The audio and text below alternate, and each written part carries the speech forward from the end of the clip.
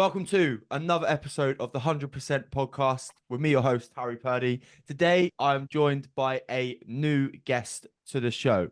Mr. Scott Howes is a YouTuber, a videographer, and photographer. He's a traveler and adventurer, and he's now based himself in the beautiful New Zealand. Welcome to the show, Mr. Scott Howes. Mate, that was some intro. There you go. All of You're all making of me the blush. all of the labels, right? All of Yeah. the skill sets, but it wasn't always like that, right? No, it wasn't not. It wasn't. It wasn't. Not until a couple of years ago. I'd say, yeah, 4 or 5 years ago. Um, yeah.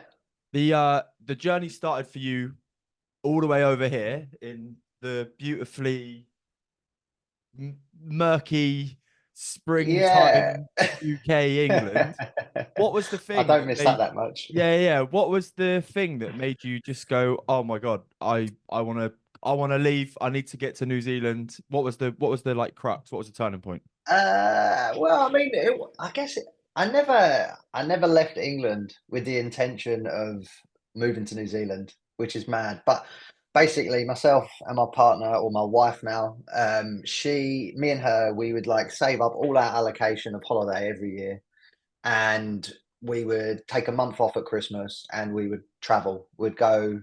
I don't know. She lived in Aussie for a bit. We'd go to Aussie. We came here one year, did some other bits, and we really got the travel bug. And then we had really good jobs, and that was the big decision coming up. I think I was 28, 29, and we're like, right, we're not getting any younger. Let's do the whole travel thing.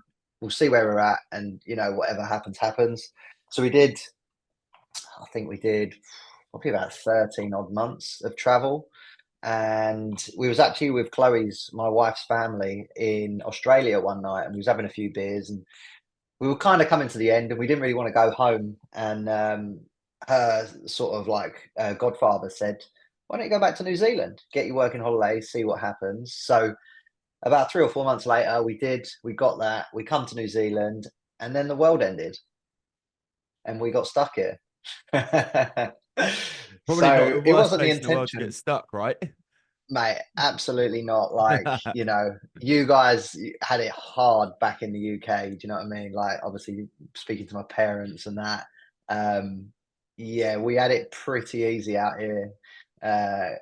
Living on a small island in the Pacific that's like paradise compared to you guys. But it was a blessing, really, because I probably still wouldn't be here now. I think what's really important to say, and something I've learned literally just before we started the show, is that when people pack their bags and you see them go over the other side of the world to do these working holidays, part Yeah, of the normal, let's just call it 9 to 5 of what would have been UK hustle and bustle for you, obviously goes with you, right? You're just yep, you're just changing. I say you're just changing locations, but you are moving across the other side of the world, which we'll come on to shortly anyway. But yep, that element of I still need to work, I still gotta get some money in the bank so you can do all of the adventures I'm sure that you had planned was that's still it. there. Yeah, But not only yeah, that, it led to you having a moment in life that a lot of the guests that I've had on my podcast have had this almost yeah. epiphany moment where you're at rock bottom and then it's led you on to becoming the man you are today. That's it, man. Like, yeah, I mean, I basically like, as I said, like I had a good career back in London, and I used to travel a lot with work, and I gave all that away. Yeah, and ended up here, and I got to New Zealand, and I remember going into a recruitment agency on my first day here, and I said to a fella there, "Oh yes, I've got like big marketing background, sales and marketing," and he just looked at me and was like, "Nah, you're a young fit lad. You'll be on a building site." And I was like, "Nah, not me, mate, not me." Couple of weeks went by, and starting to get a little bit worried about money. We'd just done a year and a half on the road traveling, and New Zealand's not the cheapest place to live. And I managed to pick a job out like cleaning cars. As like, it wasn't the worst job in the world, but like, being 30 and you're like cleaning cars, it's a bit like, all right, cool. This is, keep you humble, whatever. Then COVID happened, ended up losing that job because it was like for a rental car company. And that's when, yeah, I guess the panic really did kick in. And yeah, I ended up, like that guy said, working on a building site for probably close to 2 years. And yeah, like I mentioned before we jumped on, that is probably, yeah, the lowest point I've ever felt in my life. Knowing that I was doing something that I wasn't interested in the slightest. I hated it. I was earning minimum wage. Um, and the only thing that kept me there was obviously my wife, because I wanted to be the man and try and support us. And, I didn't want her to sort of cover me. I mean, the amount of time she told me to just sack it in, but I just kept going back. And it was the weekends. Kind of, people were living for the weekends. I mean, I was working 6 days a week, but living in New Zealand, um, the adventures that we would have at the weekend, or if I took a couple of weeks leave, it was the only thing that was keeping me in that job. And then, yeah, it wasn't. And I mean, I ended up working in construction for a few years here. Um, and then, yeah, I had some other jobs. And then we actually just come back for some travels now. And that's why I've gone full time creative. So, Yeah, insane. yeah, quite the whirlwind. When Yeah, it's you like when you're in the trenches, you sort of, like you said, many of your guests have been in that situation. I think when you're like battling with all these demons and that, it takes you to be in a dark place to realize, you can go from here to here. What were your own, if you don't mind me asking, your personal kind of alarm clock moments where you were like, this can't go on, this, I'm gonna have to do something different here? Yeah, I mean, I've never struggled like with mental health at all until I realized how I was being then, going from being like a real sort of out there lad into kind of a bit of a recluse. And I remember, I don't know, I just come home one day from work. I remember breaking down to the missus and being like, "Oh, what's the matter with you, mate?" And I'm like, "Fuck, I don't know. I'm in bits here." And that was when I was like, this isn't worth it for anyone, earning, I don't know what you're earning, like $19 an hour at the time, which I don't even know what that is in pounds, probably about 9 quid or something. But yeah, yeah, that's when it's like enough's enough. When it starts to affect you and it's something that you're not passionate about. Um, yeah, that's when it's like, and I'd picked up, taking photos and that since traveling and moving to New Zealand, and you know, started to get a few little gigs here and then, and that's when I was like, if I really put all this sort of energy that I'm basically giving to this building site or this big construction firm out here in New Zealand, and I put my own time into it, we can do something here, I think. I think what's really important as well for the listeners is it's no easy feat, is it? Even when you are in that sort of area of mental health taking a bit of a battering, you're not Yeah, feeling great. It's people would sense that as it is the guaranteed income. Like you know that yeah, every week you turn up on a Monday morning, you've got guaranteed work till I don't know what it would have been Saturday afternoon, let's just say, and then you've yeah, got the weekend to do your thing.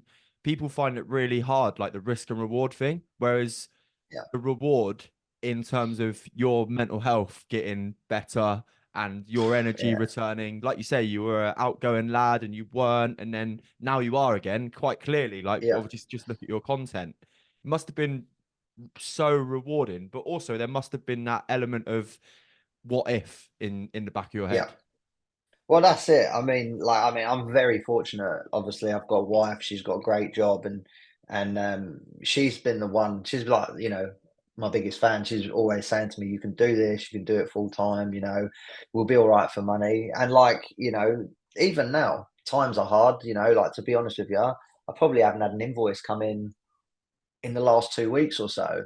And you think, oh, blimey, like, but am I gonna have to go back on that building site anytime soon? Obviously, I'm not gonna, but yeah, like it's for me personally right now. I freedom and all that is not about sorry, being rich is not about having loads of money. It's about freedom and doing what I want to do, and yeah, that is worth way more than, you know, knocking my nuts out, so to speak, as a tradie, like 6 days a week. So Yeah, I completely agree, man. And I love that yeah. the old blimey got dropped into conversation there. So the Brit is Yeah. still well within you. Well, that's yeah. I mean, I think I am, but then like I speak to some of my mates back home, and they're like, "Mate, I don't even know what you sound like anymore." A lot of people say Australian, American, and I'm like, When no, I definitely a Cockney lad still. Like, Yeah. Yeah, just about when I saw the video of you with the moped in Bali oh with yeah, yeah, yeah, Adam, yeah, I was like, "Where's he yep. from?" And Adam was like, "Oh, he's from the UK." I was like, "No." Yeah, man. Which Yeah, it's was funny. Like, I don't even know how I met Adam, but it's funny, how now we're speaking and stuff like that. But yeah, man. Yeah, I think it's just you meet an English person traveling, didn't you? And you sort of connect. So connect for sure. Yeah, yeah, 100%. So let's go to the Scott Howes that is the guy he is now. He is, like I said at yep, the start, with the introduction of YouTuber, videographer, photographer, adventurer, traveler. yep, What was the moment though that you realized that when you were doing these kind of hobby snaps, I guess they were, right? You would yep. go on little trips, you'd take a nice shot of a mountain range or I don't know, animals in their general habitat. What was the moment you thought, hold on a minute, I've got something here. Like I'm getting these good shots. I think it was just moving to New Zealand, mate, to be honest. Like, this place is, to have something like this on my doorstep is unbelievable. I've been here five and a bit years now, and every day I pinch myself, um, snow-capped mountains, the sea, like when I lived in London, I didn't see the sea for, Hmm. I don't know, twice a year maybe I'd see the Yeah, sea, yeah. and you'd see the Thames, but it's not the sea, is it? But yeah, and I think yeah, social media was a big help as well. Instagram was sort of taking off at that time, and yeah, you'd get a lot of people see your work, and then yeah, I guess it would just lead to sort of people asking you to come and photograph, their hotels or their brands, and take them to the outdoors and do this and do that. And that's when I was like, if I can have more time at this, then it's something that I'm pretty sure I'd be able to do, full time. What are the things that you've learned since the day one, like the first job with your photography and Yeah. videography to where you are now? What's your niche? What's the thing that you've gone right? This is what happens in Scott Howe's photography or in Scott Howe's videography. Yeah. Um, well, definitely don't work for free, that's for sure, because there's a lot of people out there that Yeah, I can obviously, imagine. I've done it in the past before. I mean, not so work for complete nothing, but a free night stay in a hotel, and look at where I am now in my, I guess, career or whatever. It's very, it affects a lot of people, a lot of people that are doing this job full time as a career, because um, yeah, the amount of people that will just do it for free to work with that client, or to get a free pair of shoes or whatever. Yeah, it's pretty damaging for the industry, but um, yeah, I mean, I don't know. Yeah, like I'm a lot more chilled out, I guess, when I go to a shoot now. Whereas before, you're like, "Oh, is the client going to hate what I've sent them, or am I doing this right?" It's all trial and error, isn't it? You know what I mean? And yeah, you get to. I mean, I'm quite fortunate at the moment. I've got quite a lot of like clients that returning, and we do a lot of stuff together still. So they know how I work. I know how they work. I know what they want, and yeah, it works well, so yeah, but it's funny because like I'd say I've only been really taking photos as a career properly for the last 3 years maybe. I've been full-time like for like the last year or so, but um video wasn't really a thing when I started, so I basically had to learn, to become sort of a videographer, because all my clients are asking, we want video, especially with TikTok and Instagram and all that jazz. So And I think yeah, what's and I what's amazing about that is again, in general pop, like worldwide, it's almost like the 30 mark comes across and it's like people feel stuck because they're like, oh, I'm too old Yeah, to start something new. Did that ever cross your yeah, mind? never. Nah, never, mate. Like honestly, I feel like a kid. Like my missus will tell you, she's like, I might look a little bit older and I'm getting a bit grayer, but yeah, I still feel like a teenager really. And I remember I had a lot of mates back home, and they said to me when I left to go to when I left to go traveling, I was 28, 29. They were like, "You're mad. You're mad. Like you should be buying a house. You should be having kids and that." But you know, at the end of the day, it's everyone's different, aren't they? And I don't know. I did take that leap, and it's been great for me. And that's probably why I stayed working in a job over here, not doing something I didn't want to do because I was too scared to take that leap, what you mentioned. And I was worried about not having the money coming in the bank. But, as I said, freedom is that's what makes me feel rich. So it's not about the thousands that come in the bank. It's, about the time on my hands and whatever. Instilled within you then, like from your childhood through to Yeah. obviously that 28, 29-year old that was like essentially a risk taker, right? Is that something that's always been within you? Have you always put yourself out there, or was that something that you just had to do for yourself? It was almost like if I don't do it now, I'll never do it kind of moment. Yeah, I mean, you know what it's like, mate. Like being brought up in the UK, we're very regimented, aren't we? The way we're brought up, it's you go to school, you finish school, you go to college, you go to university, you get yourself a job, you knuckle down, buy a house, get married, have kids. There you go. And I guess that's yeah. I never really took risks. I'm a bit of a. I don't really take risks now. To be fair, I'm very boring. I still eat porridge for breakfast 7 days a week. Do you know what I mean? Like I still love a porridge or whatever. But um, yeah, it was just something that me and the missus said, like, we can't keep living like this and saving up all our leave for the year to go on one trip a year. Let's do it now, and then in a year's time when the money runs out, we'll come back and we'll see what happens. And then, yeah, like I said, we ended up in New Zealand. The world ended because of COVID, and yeah, here we are as residents, which is pretty mad. Yeah, it's insane. It's such a great story. And what's amazing as well is like everything that you do in life has some form of risk or a lack of certainty, Mm, right? And I yeah, think worst case scenario for you, I'm sure there would have been a fallback point that you could have probably gone back to your old job, or your parents yeah, would have helped you out between the two of you with your wife and yourself. That actually, when you look at the overall risk and what kind of bed you had to fall back onto, yeah. when you look at it from a like zoomed out angle, which is not no pun of your photography, by the way, but it's not as bad as what you make it out to be. Like Nah, the that's it, actual risk. man. Yeah, Yeah, that's it. And it's funny because yeah, you'll always be all right. It's crazy, it's crazy. And I remember my wife, she started a whole new career moving to New Zealand.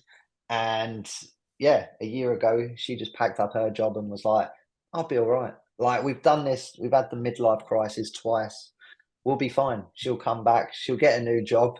And like lo and behold, we were like this place I'm sitting in now, we've literally been back in New Zealand 6 weeks, and we come back to New Zealand. We found a house fine. She got a job about 4 days in, and I managed to pick up my clients again that I had here, and yeah, it's fine. Like I think that's one thing that taught me, and like going back to COVID, like it was a blessing in disguise, man, because I think it changed the way that a lot of people look at everything. Like life's too short for one, and we're going to be all right. It doesn't matter. You'll swim your way out of problems.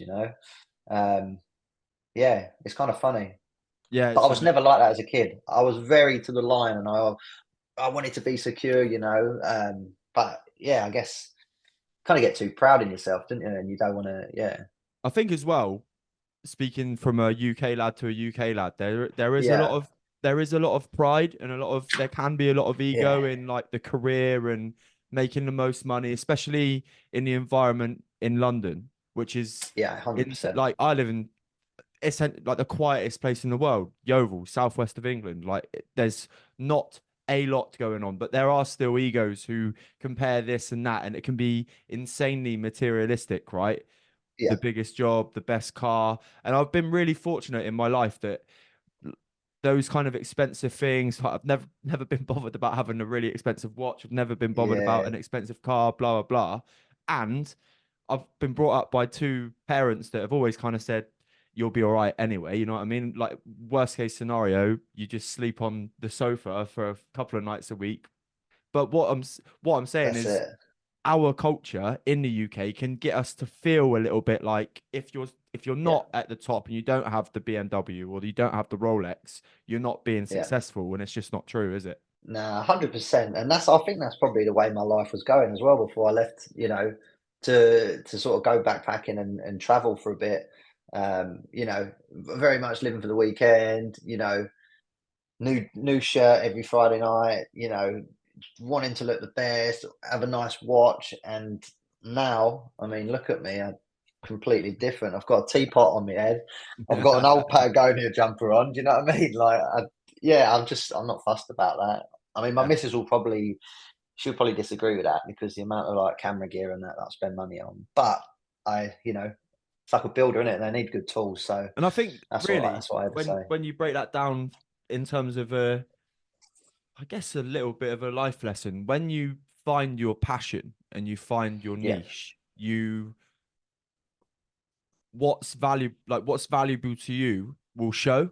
So yeah, when you don't have a passion or a niche and you're kind of going through that rat race is the way to look at it, really, the general hustle and hmm bustle of life, you think that you should be spending your money on this, that, and the other with regards to expensive clothes, blah, blah, blah, whatever it is. But yeah, actually, when you find something that's more valuable to you than that, you then spend your money on it, exactly. and you don't mind Yeah. sacrificing the new t-shirt for the new camera lens, right? That's it, man. That is completely it. Like, I mean, I'm so blessed to be living out here in New Zealand because obviously being an outdoorsy guy and a lot of stuff is free here, a lot. Like you can pretty much do apart from traveling somewhere. Obviously, that's going to cost you, but we got a camper van. We'll pack up on a Amazing. Thursday and we can drive wherever we want, and it didn't cost us apart from like a tank of fuel. It didn't cost you anything, and um, yeah, I guess 20 years ago, or 15 years ago, my younger self looking at me thinking that, they'd be like, "What is it? This isn't you, Scott. Like, you'd want to be in the pub, in the clubs, and you know, shopping or whatever." But now, no, do you know what I mean? It's What what would you tell your 18-year-old self now? I'd say everything will be all right. That's for sure. Like, yeah, I don't know. Like, it's a funny one, isn't it? Like going back to the way that we're brought up, it's very like I don't feel like as a youngster in the UK, there's much like I feel like I was a bit of a failure as academically as a kid at school. Like I never did anything very well, and like to look at myself now to be sort of self-employed and have, I guess, a business is It kind is a of weird business, to yeah. think. Yeah, it's kind of weird. So yeah, probably just tell yourself, "Oh, I'm gonna be all right, mate. Like you'll be all right. And yeah, I don't know. It's a good question that. Yeah, it's I'd love to sit down and have a conversation with my 18-year-old self. you probably end up in an argument, wouldn't it? Oh, Like, that's what I was gonna say, yeah. 100%, mate. Yeah. But it's funny when you think about it. So we've spoke about the journey. We spoke about you as an entrepreneur now, and the Yeah. next thing on the list for me to talk to you about today is the places that you've actually been on your journeys of creating Yeah. content and as an adventurer. I've got to ask, what is the best and favorite place you've ever visited in your travels? Yeah, it's a good question. Like a lot of people have said that, and it is very hard to say. But I just came back, and it surprised me so much. But I've just come back. I just did a month in China, and China absolutely has just blown me away. It's gone from like somewhere like we tried to get to China many times before, but we had visa issues, whatnot. Then the world closed down, and we only just got round to going to China, and yeah, it just blew me away. Like I've got goosebumps thinking about it now. Um, Completely different to what we're perceived in the West. Probably one of the cleanest countries I've ever been to. Oh, wow. Um, like people always say that, they're like, "Really? Nah, surely not." But yeah, probably the cleanest place I've ever been to, and just the size of it, the landscapes are just they're just otherworldly. It literally has it all. It's an insane place. But yeah, I mean that blew me away. And then I've got I don't know if you've seen much of me on social media, but got a massive love for like Japan, you know. So like I've spent a lot of time out in Japan over the last 10 years, and yeah, love it out there, man. Absolutely love it. In terms of China, it is interesting because I like a Rogan podcast, and I was listening to his pod with Dr. Phil the other day, and it was very Yeah, not anti-China, that's the wrong word to say, but it was very much like China was on the tip of their lips as like a negative thing, and yeah, how they manage their population and stuff. But just looking at your content, like you just would never think that yeah, that country could be so I've forgotten what the word is, but in terms of how they manage and govern their populace, it's quite harsh, yeah. isn't it? Very, very, very communist. Yeah, like Yeah, very communist. And I mean, it was a struggle, and I think that's why I liked it so much, because I did feel like I was completely switched off from the rest of the world, and it probably helped me because you can't get Google Translate, you can't get Google Maps, you can't get Google, you can't get Instagram, you can't get WhatsApp, you know. Obviously, we had a VPN, but it was very like, it was very shoddy and it didn't work all the time. So and I think it helped me as being like a creative and a photographer, because it was all I was concentrated on was like, just like immersing myself there.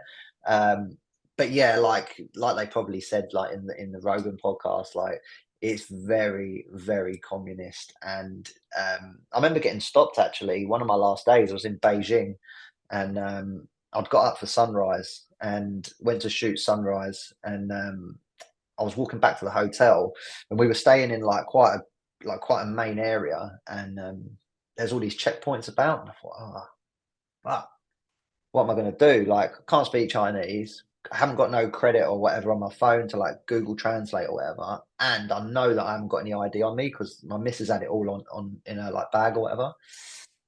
So yeah, that was a bit of a tricky one, trying to get myself out of that situation with not having a passport on me, being a foreigner, and like trying to enter like this sort of main part of Beijing where my hotel was, but managed to get out of it. But yeah, they're just literally checking people, like checking just locals all the time, and yeah, pretty crazy. And like as a foreigner, our hotels would apparently have to like contact the local police to say like, we've got so and so here every night.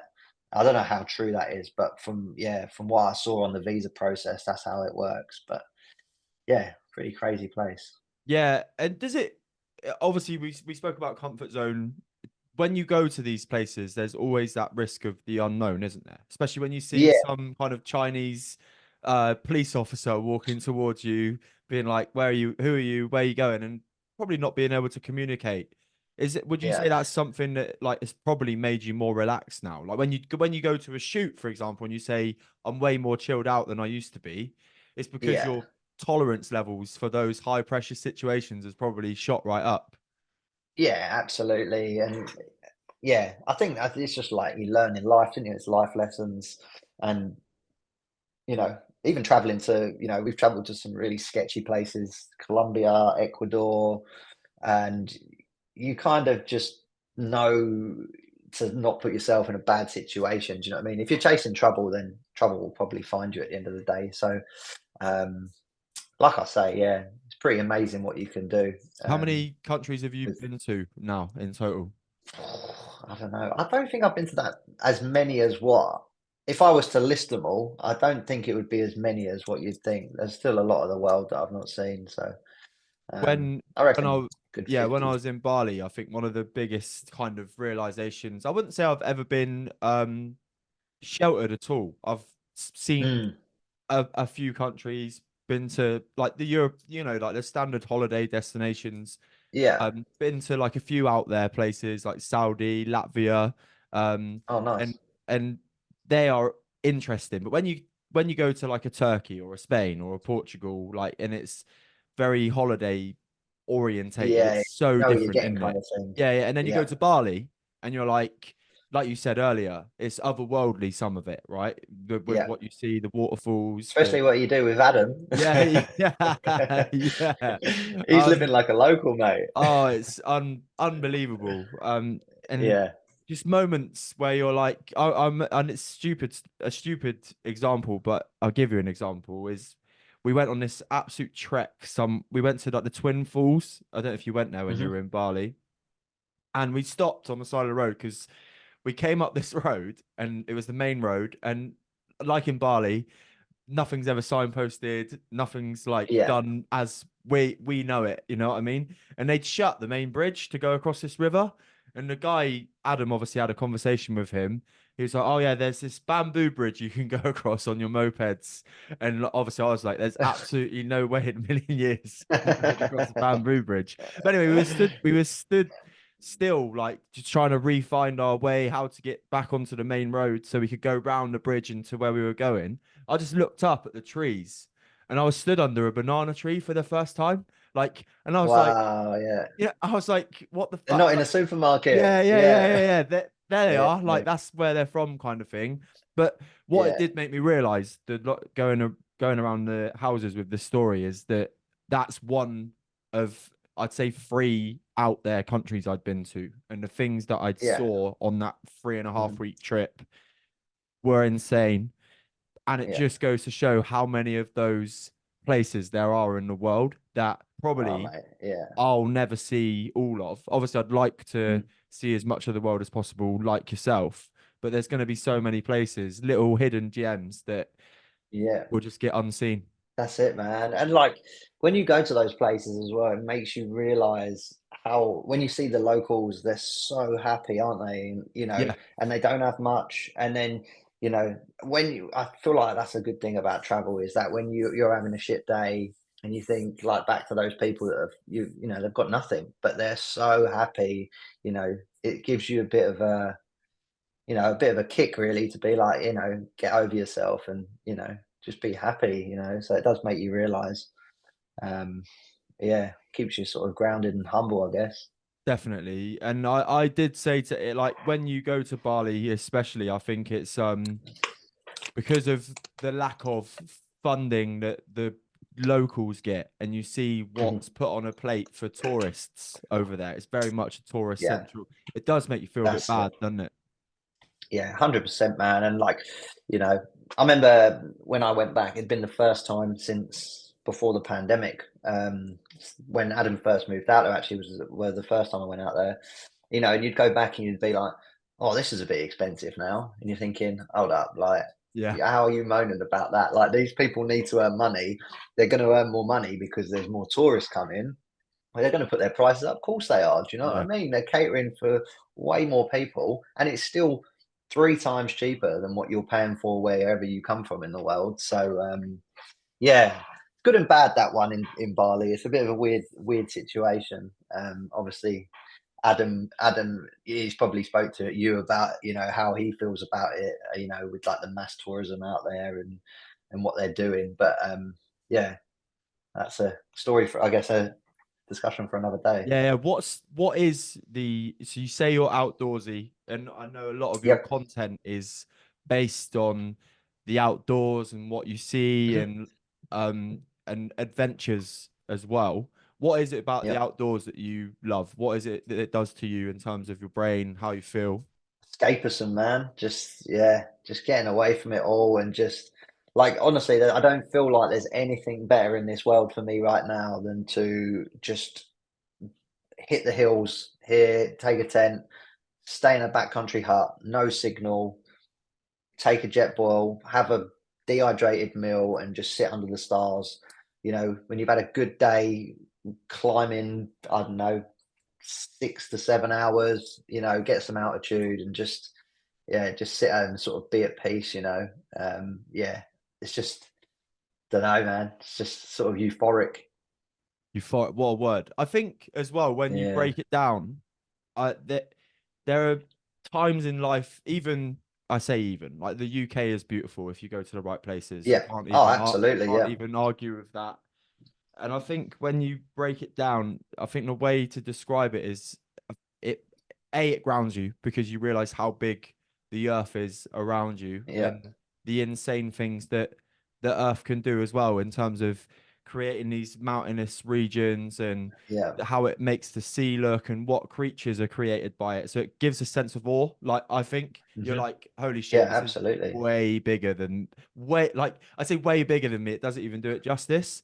But when you Yeah. add No. in just going down the route of the like 100% podcast and the basic things that I would say to clients if they were struggling with mental health or physical health Yeah. stuff, you're walking, you're outdoors, you're Yeah. having connection with a loved one, you're Hmm. like you're mentally active and chasing your passion.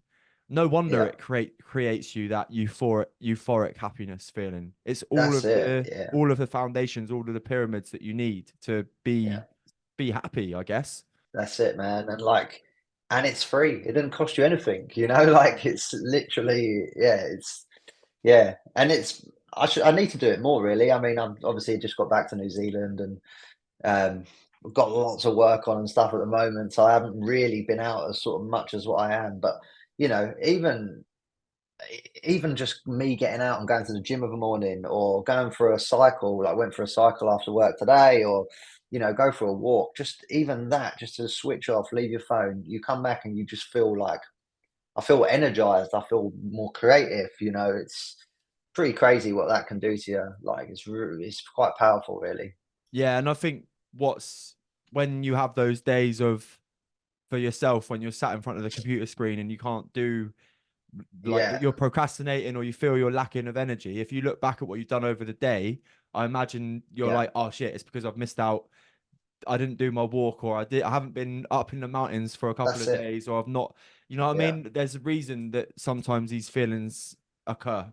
Yeah, that's it, man. Yeah, like I mean, I'm like that most days. To be fair, I'll come home. I'll go to the gym in the morning. I'll come home, breakfast, crack on with a bit of work, and then before you know it, you're like, oh, it's like 3 o'clock. I've not even got up to go out for a walk, and then you're feeling burnt out, and then you think, oh no, I should really do this because if I go out, I'm going to lose an hour. But it's definitely better to lose that hour and come back fresh. Like I went out earlier, came in, and before I've just spoke to you, I've just done another hours here. And that, if I was to carry on at 3 o'clock and try and have done that extra hour, I would have just procrastinated and Yeah. probably scrolled on my phone. What is the going little tap apart from the police officer in China? What other outside of your comfort zone slash scary experiences have you had whilst on your travels? Um, we had another run in actually with a policeman in Japan. Now, obviously, Japan is like amazing, super country's amazing, the people are amazing. Basically, I was driving in a hire car and I came across, like when a train track goes through the street Yeah, yeah, and they have the barriers, right? So here in New Zealand, we have them and you don't have to stop at them because the barriers come down. But in Japan, you have to stop even if the barriers is not down. So, like, just being a tourist, I just like wallop straight over the train line, and the old bill come out behind me. Couldn't speak any English. I couldn't speak any Japanese. We were trying to communicate over Google Translate, but you need like an IDP, an international driving permit to drive in Japan, which I had. They asked me for it. I couldn't find it, and what had happened was, long story, they basically are saying that we were really far up in the north of Japan, and we were miles from anywhere. Like I don't even know how we would have got out of that situation. Like we'd have had to left the car. But they basically said you can't drive this car because you can't provide us with this permit. So we're like, we fucking stranded here, stranded here. But lucky enough, I managed to sort of communicate kind of correctly on Google Translate for them to call the people we hired the car from, and they had actually kept it by accident. So they let me go, which was good. But I mean, that one wasn't too scary. But there's been a few run-ins. We've been in some weird places in South America where you just don't feel too safe. Yeah, some we had, I was a bit younger back then, and we'd party a little bit when we were backpacking. yeah, you'd go to a bar and it'd get a bit late and you'd be walking home because you didn't want to pay for a taxi. And yeah, you don't really want to be doing that, in sort of Colombia and places like that. But yeah, touch wood. I mean, yeah, I've never had any sort of run-ins, anything stolen. I've been quite lucky, really. So yeah. Has your outlook on life changed in not obviously since you've moved away, but just since you've gone self-employed with your business? What are the opinions that you used to have that have now changed? Yeah, I think you're chasing that check, chasing that the coin all the time. I don't like I say, like to be completely honest with you, I don't think I've had any money come in the bank probably for a couple of weeks now. And like getting used to that sort of paycheck week in, week out, we're very regimented. Well, obviously it's different in the UK, but here in New Zealand you mainly get paid every week. Or like in the UK you get paid monthly, but not having that sort of set salary of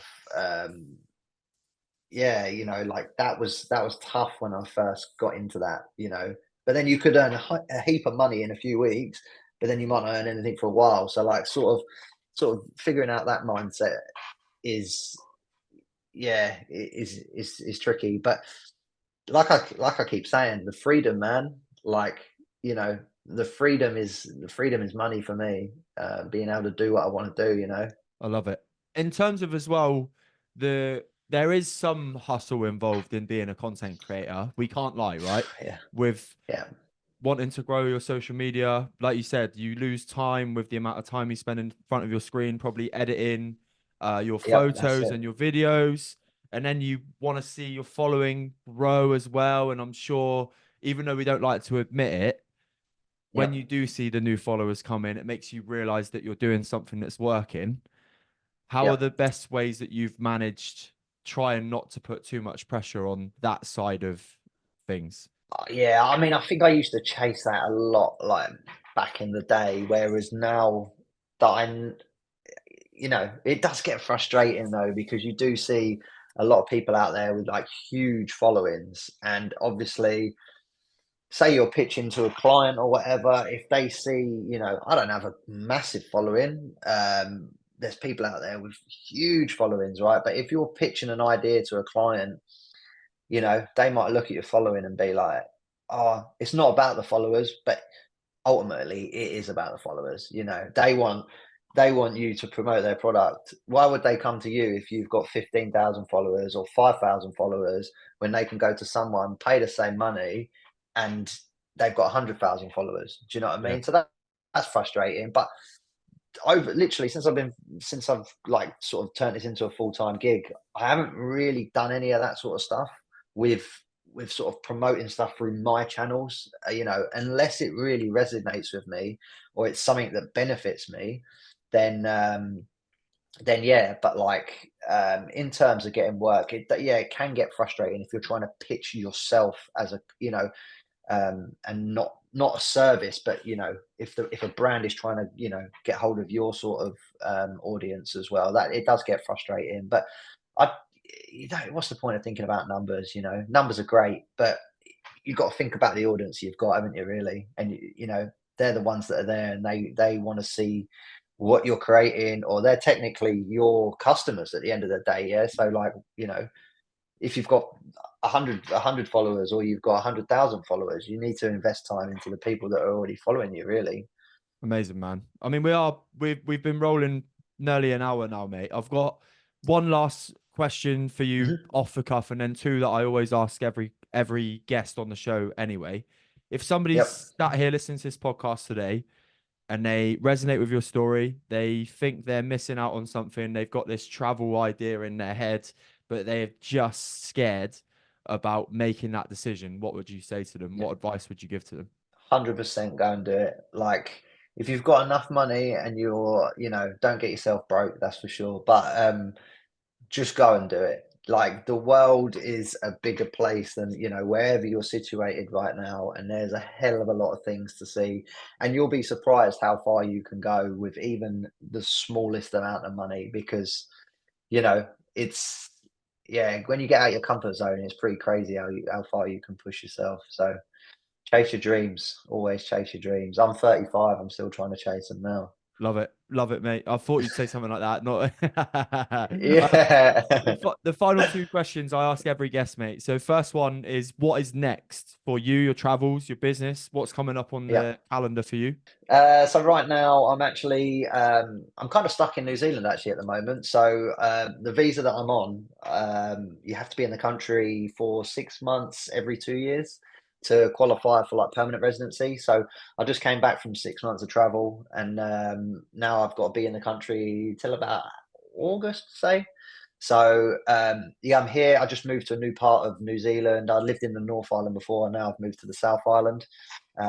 So yeah, just I'm gonna just hang here, yeah, get some work, trying to grow my YouTube channel because I've got 6 months of adventure and sort of photography stuff that I'm gonna put out online and just explore New Zealand. Like, I love winter. It's autumn now in New Zealand. Winter's just around the corner, so perfect time to sort of be stuck here, um, and just yeah, just explore because living in the North Island before, it was always quite hard to come down to the South Island. You've got to take ferries, planes. It's not easy to bring a car over and stuff. So yeah, being based here and living in a new place is it's gonna fly. Love it. And the final question, as always on the 100% podcast, is, what is the greatest bit of advice you've ever been given? Oh, that is a tough one. Might be here a while. It's all right. You Um, got time to think. I like it when people think. I'd rather like got something that really is right than you're like, oh, yeah. somebody said this one day. Do you know what? Like, I could probably sit here and think for hours, and there's probably way better pieces of advice, or I'd be able to say it better. But literally, I don't know. Probably my old man or someone's or my mum said it to me, um, and they're just like, just go and do it. Like, just go and chase your dreams and go and do it because you know I wouldn't. I don't think I would be in this situation now if I didn't, think that I could do it. Sort of believe in yourself and go and do it. So yeah, just do it like Nike. Yeah, just do it. Love it. Amazing. No, That's it, I man. love it, man. I love Chase it. your I think, dreams. yeah, I think there's so much value in that. Scott, where can people come and find you if they want to come and find you on social media, your business, all of those lovely things? Yes, mate. So Instagram, obviously, just Scott Howes, and then YouTube. Like I say, I've just sort of delved into the world of YouTube, which is really exciting, and it's been really rewarding so far as well. So Scott underscore Howes on YouTube, and yeah, lots of crazy adventures from China and Japan and the Faroe Islands. I just dropped a video from, I'll make sure but I yeah, they're the main subscribe. two really. Yeah, I'll make Yeah, sure appreciate that that, man. that's right. I'll make sure that your Instagram and YouTube channel is linked in the episode description as well. Mate, it's been Legend. so good to talk to you. It's been amazing to find out about you, your journey, and how you've got to where you are. It's been something that obviously, when I saw you with Adam, I was like, oh man, that Yeah, would be such a cool thing to talk about. So, yeah, I'm glad we got you on the show. We got it booked in pretty quickly as well, which is amazing. Listeners, if yep, you have enjoyed today's episode, please go over to Apple Podcasts and Spotify and drop the show a 5-star review. It does go a long way to helping me out. And if you are watching on YouTube, hello, like, subscribe below. Make sure you click it, because then you'll get all of the new episodes dropping into your subscriptions, files, or folders, or options every Friday. And I'll see you there with a new one every week. Take care.